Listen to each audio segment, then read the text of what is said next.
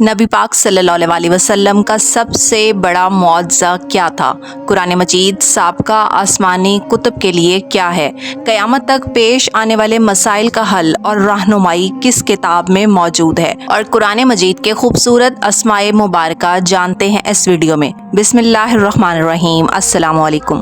قرآن مجید کے علوم سے مراد وہ علوم ہیں جو مفسرین قرآن نے مضامین قرآن سے اخذ کیے ہیں۔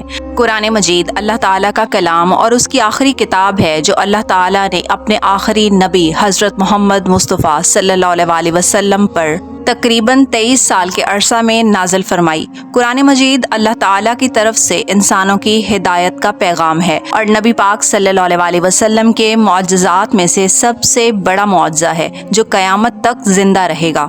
قرآن مجید سابقہ آسمانی کتابوں کی تعلیمات کا خلاصہ اور نچوڑ ہے۔ اللہ تعالیٰ نے قرآن پاک کو ہی دیگر آسمانی کتب کا نگران بھی قرار دیا۔ سب سے زیادہ اہم بات یہ ہے کہ قرآن مجید کا مخاطب پوری انسانیت ہے۔ پہلی آسمانی کتابیں کسی خاص قوم، علاقے یا نسل کے لیے نازل ہوتی تھیں، لیکن قرآن مجید ایک ایسی عالمگیر کتاب ہے جو ہر قسم کے علوم و معارف کا خزینہ ہے اور اللہ تعالیٰ کی منشا جاننے کا ذریعہ ہے۔ قرآن مجید کی بہت ساری آیات میں یا ایھا الناس کے الفاظ سے تمام انسانیت کو مخاطب کیا گیا ہے۔ اسی طرح سے یہ صراحت کی گئی ہے کہ قرآن مجید تمام انسانوں کے لیے ہدایت کا پیغام اور نصیحت ہے۔ اللہ تعالیٰ نے ایک سورہ میں ارشاد فرمایا کہ یہ قرآن انسانوں کے لیے اللہ تعالیٰ کا پیغام ہے۔ الغرض قرآن مجید کی تعلیمات ہر دور، ہر علاقے اور ہر نسل کے لیے ہیں اور یہی اس کی عالمگیریت ہے۔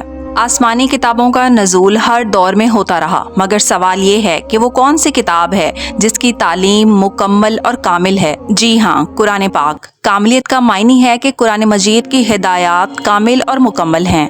وحی کا وہ سلسلہ جو حضرت آدم علیہ السلام سے شروع ہوا تھا وہ نبی کریم صلی اللہ علیہ وسلم پر آ کر ختم ہو گیا۔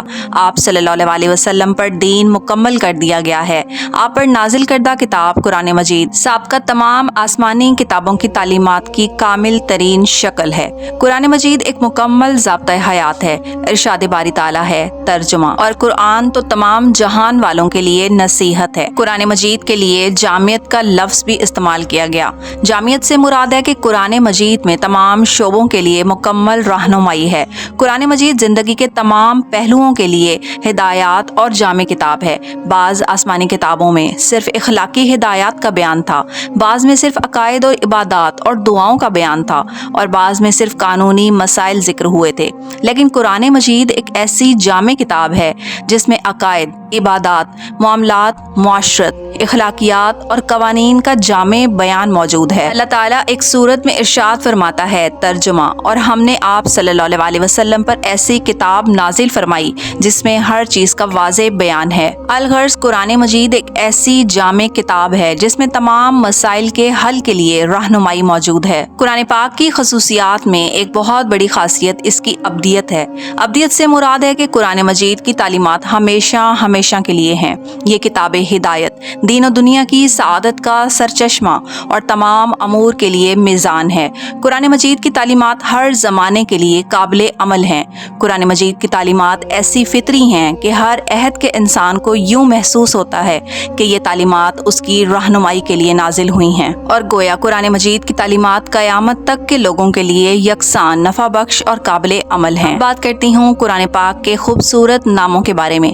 قرآن مجید کے بے شمار ذاتی اور صفاتی نام ہیں جن میں سے چند کا آپ کے ساتھ ذکر کرنے لگی ہوں۔ القرآن یعنی سب سے زیادہ پڑھی جانے والی کتاب، الذکر واعظ و نصیحت پر مبنی کتاب، فرقان یعنی حق اور باطل میں امتیاز کرنے والی کتاب، تنزیل اللہ تعالیٰ کی جانب سے نازل کردہ کتاب، برہان یعنی واضح دلیل، عزیز یعنی زبردست کتاب، شفا یعنی شفا دینے والی کتاب، حکیم یعنی حکمت اور دانائی سے بھرپور کتاب، مبارک یعنی بابرکت کتاب، الکتاب یعنی اللہ تعالیٰ کی خاص کتاب، نور روشنی دکھانے والی کتاب، مبین کھلی اور واضح رہنمائی، کریم عزت والی کتاب، علیم علم و معرفت کا خزانہ، مجید بزرگی والی کتاب، الحق یعنی حق اور صداقت کا بیان، قرآن مجید 30 پاروں اور 114 صورتوں پر مشتمل ہے۔ جو صورتیں ہجرت مدینہ سے پہلے نازل ہوئیں وہ مکی صورتیں کہلاتی ہیں۔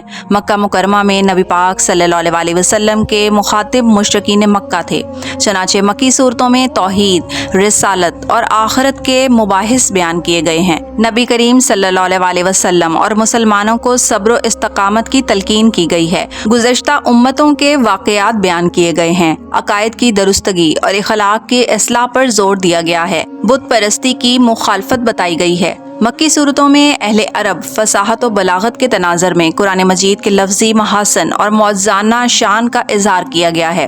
ہجرت مدینہ کے بعد نازل ہونے والی صورتوں کو مدنی صورتیں کہا جاتا ہے۔ نبی کریم صلی اللہ علیہ وسلم نے مدینہ منورہ تشریف لاتے ہی اسلامی ریاست کی بنیاد رکھی، لہٰذا مدنی صورتوں میں جہاد و قتال کے احکام، حقوق و فرائض اور خاندانی و تمدنی قوانین بیان ہوئے ہیں۔ مدنی صورتوں میں عموماً یا ایھا الذین آمنوا کے الفاظ سے اہل ایمان کو خطاب کیا گیا ہے۔ مدنی صورتوں کا انداز بیان نہایت سادہ ہے۔ آیات احکام سے مراد قرآن مجید کی وہ آیات ہیں جن میں اسلامی شریعت کے احکام اور قوانین بیان کیے گئے۔ ان آیات میں عبادات، معاملات، اخلاقیات، معاشیات، معاشرت اور حدود و قصاص جیسے موضوعات شامل ہیں۔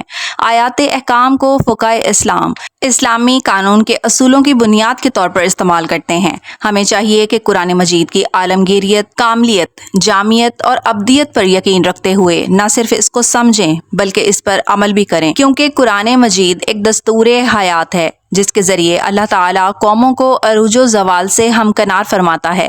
تاریخ گواہ ہے کہ جن لوگوں نے قرآن مجید کے احکام پر عمل کیا انہوں نے دین و دنیا میں کامیابیاں حاصل کر لیں، اور مسلمانوں کو قرآن مجید سے رہنمائی حاصل کرتے ہوئے اپنی زندگیوں کو اس کے قالب میں ڈھالنے کی کوشش کرنی چاہیے تاکہ وہ دین و دنیا میں سرخرو ہو سکیں، اور ہم سب کو اپنی زندگی قرآن مجید کے بتائے ہوئے احکامات کے مطابق گزارنی چاہیے۔ اللہ تعالیٰ ہم سب کو یہ مبارک کتاب پڑھنے اور اس پر عمل کرنے کی توفیق عطا فرمائے۔ آمین۔